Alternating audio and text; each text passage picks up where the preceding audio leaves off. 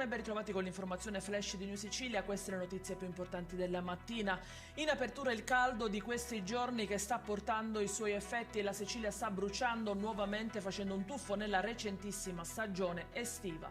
Punti di 35 gradi hanno fatto scattare l'allerta rossa per rischio incendi, decine infatti i roghi che stanno divorando le zone del Messinese e del Palermitano, diverse anche le scuole chiuse oggi.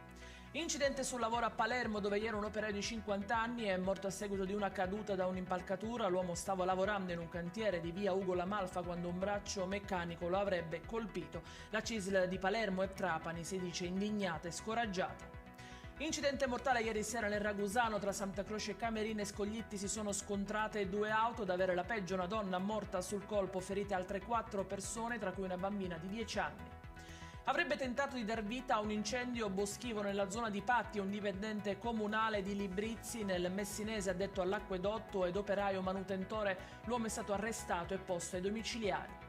E in chiusura ci spostiamo a Catania dove ieri un padre avrebbe tirato un pugno dritto in faccia all'insegnante di suo figlio mandandolo in ospedale, vittima un professore di una scuola di Paternò. Sull'accaduto indagano i carabinieri. Ed è tutto per questa edizione. I dettagli su queste notizie li trovate sul nostro sito www.newsicilia.it e sui nostri canali social. Arrivederci e a più tardi.